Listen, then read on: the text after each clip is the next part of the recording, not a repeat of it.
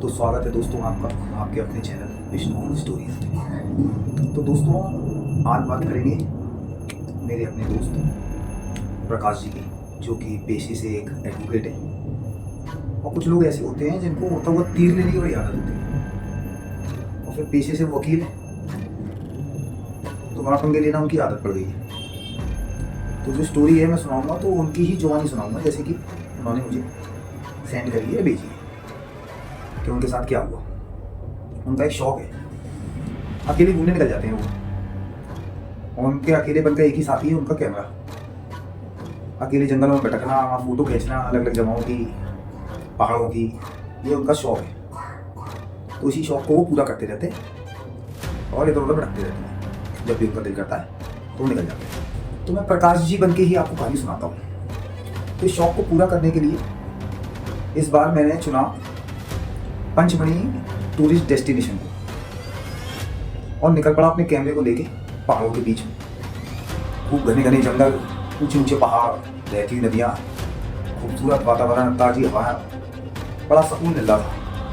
वहाँ पहुँच गया और मेरे साथ ही था मेरा प्रिय, मुझे बेहद प्यारा है मेरा कैमरा। तो होटल के सामने जब मैं पहुँच गया तो बड़ा खूबसूरत सा नज़ारा था वहाँ का होटल का।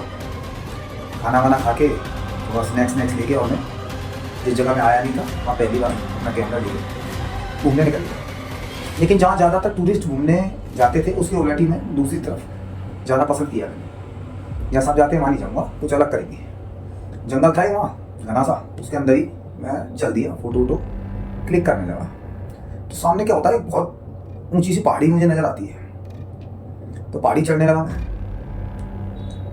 पर जैसी वहाँ पहुँचने वाला था तो मानो ऐसा लगा यार क्या स्वर्ग जैसी जगह है। इतना अच्छा नज़ारा आज तक मैंने देखा नहीं था। इतने ऊँचे ऊँचे और हरियाली वाले पहाड़, बारिश भी वहाँ उस स्टेशन पे काफ़ी होती है। तस्वीरें क्लिक करता रहा। तो मैंने कैमरे को, लेंस को जूम किया तो मुझे दूर है ना बड़े बढ़िया से नज़ारे दिखे और एक नदी दिखी बहती हुई, और उसके पास गाँव दिखा जंगल के उस पार कुछ दूरी पे। और नदी के अंदर कुछ मछुआरे दिखे जो मछली पकड़ रहे थे। मुझे बड़ी हैरानी हुई यार, मैंने कहा कितनी खूबसूरत जगह है यार, ये मछुआरे पकड़ रहे। और शाम भी होने वाली थी तो मैंने सोचा कि सुबह जल्दी उठ के और इस जगह के लिए फिर निकलूँगा। मछुआरे और उस गाँव की फोटो खींचूँगा, बढ़िया मज़ा आएगा। वापस लौट के होटल आया मैं। तो होटल के मैनेजर से मैंने पूछा, अरे मैंने कहा मैनेजर साहब सुनो जरा। उन्होंने कहा हाँ, कि दूर एक जगह पे मैंने एक गाँव देखा और एक नदी जहाँ पे मछुआरे मछली पकड़ रहे थे, तो मैं वहाँ जाना चाहता हूँ। तो कोई शॉर्टकट रास्ता बताओ या वैसी रास्ता बताओ कैसे पहुँचा जा सकता है वहाँ पे। तो मैनेजर साहब बोले कि नहीं सर, वो जगह जो है हमारे डेस्टिनेशन में नहीं आती इस जगह पर, और वहाँ कोई जाता आता भी नहीं। और गाँव के जो मछुआरे हैं वहाँ किसी को आने नहीं देते, वो जगह उनकी है।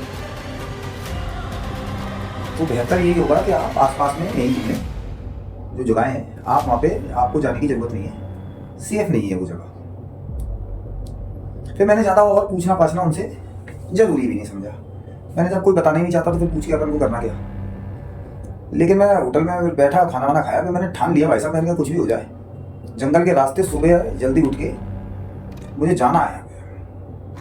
सुबह उठा मैं जल्दी, थोड़ा खाने पीने का सामान अपने साथ रखा, कैमरा लिया अपने साथ और जंगल की ओर निकल लिया फोटो खींचता हुआ।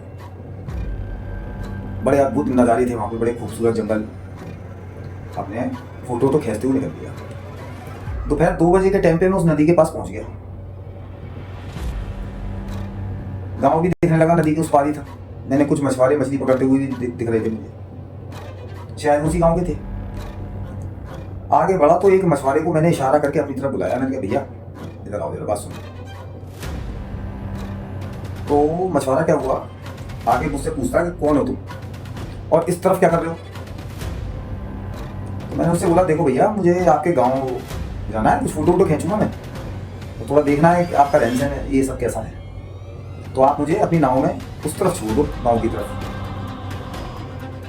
तो मछुआरा बोला सुनो, अब यहाँ से निकल लो, इस तरफ आने की कोई ज़रूरत नहीं है और कोशिश भी मत करना। मुझे बड़ी हैरानी हुई यार, मैंने कहा ये कैसे बात कर रहा है, और बड़े गुस्से से बोल रहा था वो, भूलता हुआ। और फिर वो अपनी नाव लेके वहाँ से चला गया। पर मैंने भी कहा मैं वहाँ पे जाके ही मारूंगा भाई साहब, और वहीं रुका रहा। घंटों बाद भी मैं सारे गाँव की तरफ जो थे वो चले गए। मैं घंटों वहाँ इंतजार करता रहा, मैंने कोई ना कोई जुगाड़ बनेगी, मुझे भी जाना है उस तरफ। और तैर के जा नहीं सकते थे, नदी बहुत छोड़ी थी, इतनी दूर में तैर भी नहीं सकता था। अब मैंने कहा यार वापस लौटने में ही भलाई है भाई साहब, फिर कभी देखेंगे। तभी मैंने अपना कैमरा निकाला और आसपास की, मैंने कहा चलो जाते आते यार फोटो खींच लो, यहीं से देख लेते हैं थोड़ा। लेंस बदले और जूम करा उसे। तभी मेरे कैमरे में जब मैंने जूम किया तो थोड़ी दूर पत्थरों के पास कुछ पड़ा हुआ दिखाई दिया मुझे। मैं जल्दी से उस तरफ गया। मैंने देखा तो 2 बड़े पत्थर के पास एक छोटी सी नाव आकर फंसी हुई थी। मेरे खुशी का ठिकाना नहीं रहा। मैंने कहा वाह यार भगवान, ये बढ़िया था, अब मैं शायद उस ओर जा पाऊंगा, गाँव देख पाऊंगा। और वो बहवा के आ गई थी नाव रात में, और वहाँ आके पत्थरों में फंस गई। मैं उस नाव में बैठा और नाव चलाना शुरू करी भाई साहब। बड़ी मुश्किल हुई, बड़ी मुश्किलों से मैं उस पार उस गांव तक पहुंच गया। लेकिन मैं वहाँ पे छुपा रहा, क्योंकि मुझे मालूम था गांव वाले वहाँ पे किसी को आने नहीं देते। और छुप के वहाँ पे फोटो वोटो खींचता रहा, ताकि वो गाँव वाले मुझे देखना। बड़े बड़े सुंदर उनके खेत भाई साहब, काफ़ी सुंदर गाँव था वो। और दूसरी तरफ घना जंगल, और रात भी होने वाली थी। मैं अभी भी सबसे छुपा हुआ था। जो अपने साथ में खाना लाया हुआ था वो खा पी रहा था। तो मुझे ना थोड़ी दूर बाद बड़े बड़े ढोल पीटने की आवाजें आने लगी। मैंने देखा गांव के सभी लोग जितने भी थे, सबने काले कपड़े पहन रखे थे, और सभी इकट्ठा होकर 4 बकरियां जो होती हैं, तो 4 काली बकरियों को एक साथ बांध के उनकी पूजा कर रहे थे। फिर उन बकरियों को आगे करके और पीछे ढोल बजाते हुए और जंगल की तरफ जाने लगे। मुझे बड़ी हैरानी हुई ये सब देख के यार। मैंने कहा ये क्या हो रहा है। मैंने अपना कैमरा लिया और चुपके से फोटो खींचता हुआ उनके पीछे पीछे मैं भी चल दिया। काफी देर तक जंगल के अंदर सभी चले आ रहे और मैं उनके पीछे पीछे। फिर मैंने देखा तो देख के भाई साहब मैं पूरा हिल गया। उस जंगल के आगे एक और जंगल था, पूरा काला। उसके सारे पेड़ जो थे वो काले, पेड़ की पत्तियां भी काली, बड़ा ही भयानक सा जंगल था। फिर वो सभी एक साथ चिल्लाए, अंधेरी हमारी भेंट स्वीकार करो। उन्होंने उन 4 बकरियों को उस काले जंगल में आगे कर दिया और फिर वापस सारे के सारे गांव वापस आने के लिए निकल गए।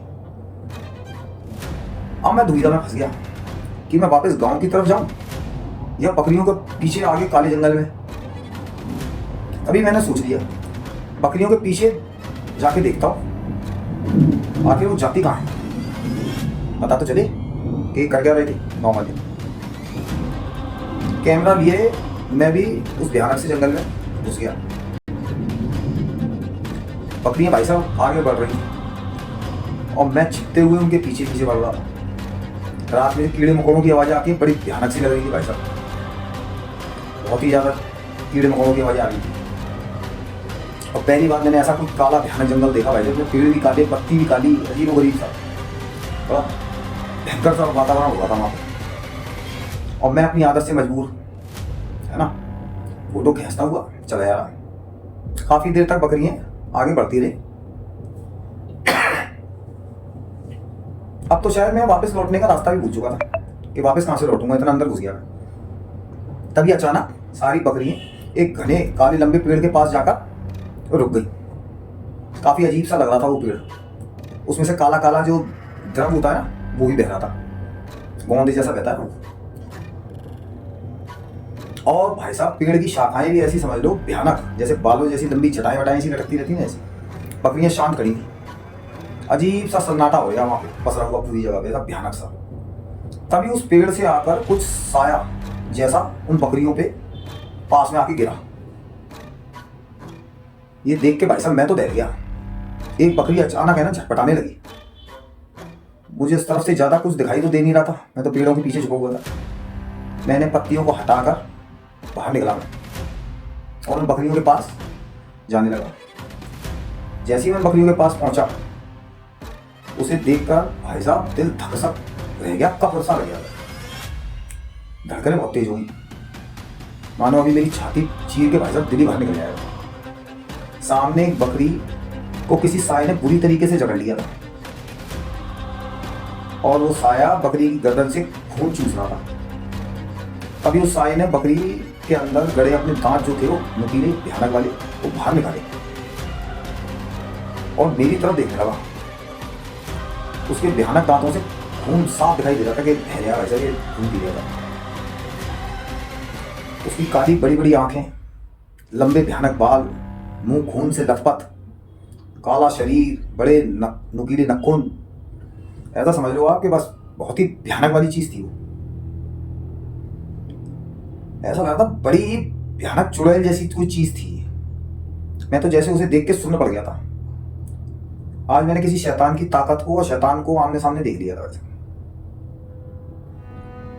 तो वो देख के मुझे उठ खड़ी हुई और गुस्से से भयानक आवाजें निकालती हुई मेरी तरफ बढ़ने लगी। तभी मैंने खुद को संभाला और तेजी से काले जंगल में भागने लगा। अब वो भी मेरे पीछे पीछे भागने लगी। शिकारी बिल्ली की तरह वो मेरे पीछे भाग रही थी और मैं चूहा बन के अपनी जान बचाता हुआ आगे आगे भाग रहा था। एक बड़े से पेड़ के पीछे में जाके छुप गया भैया। वो गुस्से से मुझे खोज रही थी, इधर उधर देखने लगी। ऐसा लग रहा था मानो अगर उसने मुझे ढूंढ लिया तो मुझे कच्चा ही चबा जाएगी। डर के मारे मैं कांप रहा था भाई साहब। तभी वो चुड़ैल दूसरे तरफ से मुझे खोजने लगी थी। जैसे ही मुझे मौका मिला तो मैं फिर दूसरी तरफ भागने लगा उसकी विपरीत जगह पे। भागते भागते मैं बहुत ज्यादा थक गया तो मैं थोड़ी देर के लिए मैंने कहा सुस्ता लेता हूँ, पेड़ के पीछे छुप के बैठ गया। तभी मैंने देखा कि कुछ खून की बूंदें पेड़ पे से आकर मुझ पर गिर रही हैं।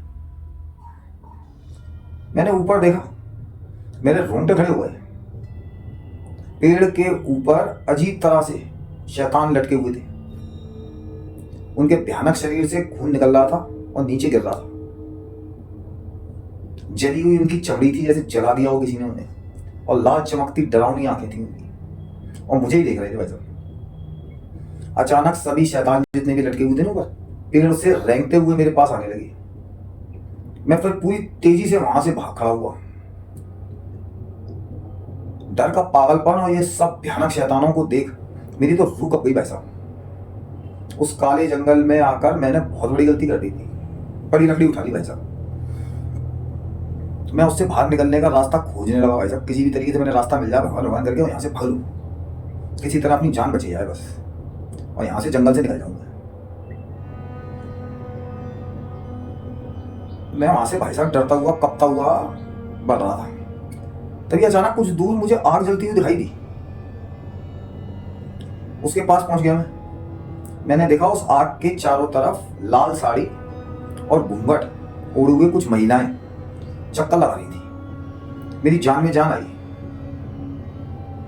मैं आगे बढ़ा और बोला, सुनिए, क्या आप मेरी मदद करेंगी? ये सुनते ही वो सारी महिलाएं एकदम वहीं के वहीं रुक गई और आप यकीन मानना, एक साथ उन सभी औरतों ने अपना घूंघट उठा लिया। फिर मैंने जो देखा, मेरे पूरा शरीर डर के मारे कपने लगा। उन सभी महिलाओं के सिर नहीं थे और जहां से उनके सर कटे हुए थे वहां से खून बह रहा था और वो सारी की सारी औरतें मेरी तरफ बढ़ने लगी। मैं फिर भागने लगा। अपनी जिंदगी की सारी दौड़ मैंने आज ही पूरी कर दी थी वैसा।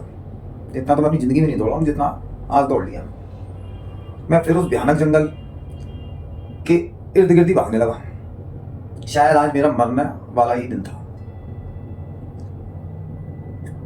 तभी मुझे फिर अपने सामने वही बकरी का खून चूसने वाली चुड़ैल गुस्से से घूरती हुई नजर आई।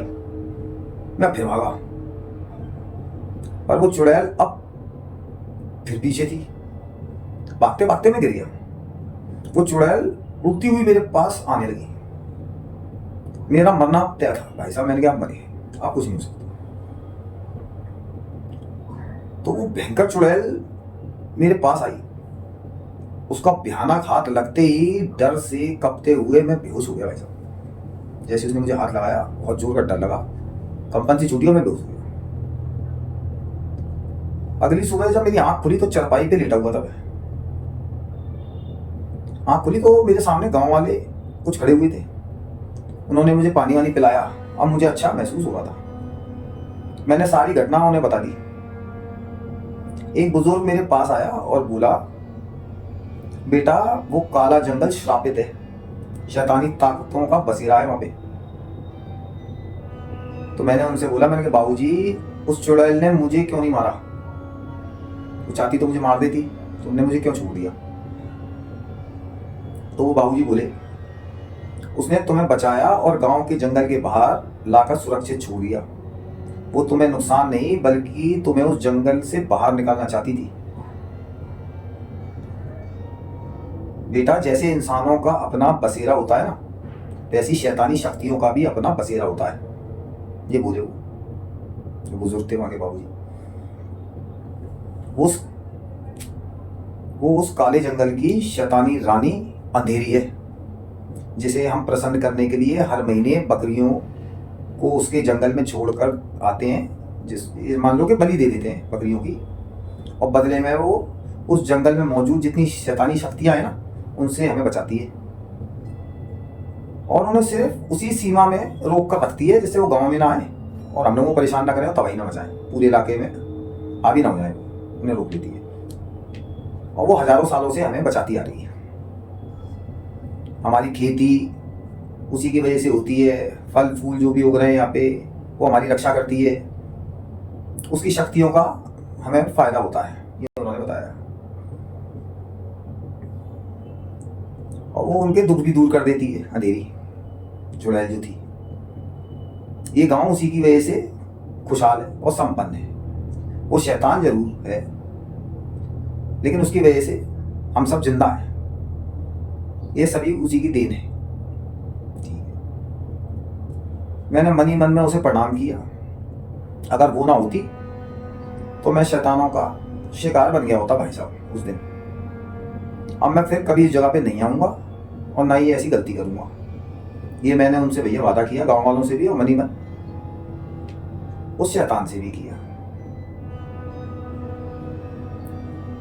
इसलिए उन्होंने बताया कि हम गांव वाले किसी भी अनजान इंसान को अपने गांव में नहीं आने देते या नदी के उस पार नहीं आने देते, ताकि वो किसी मुसीबत में ना पड़ जाए। क्योंकि उनको तो मालूम है, लेकिन आने वाले को क्या मालूम, जैसे मुझे नहीं मालूम था।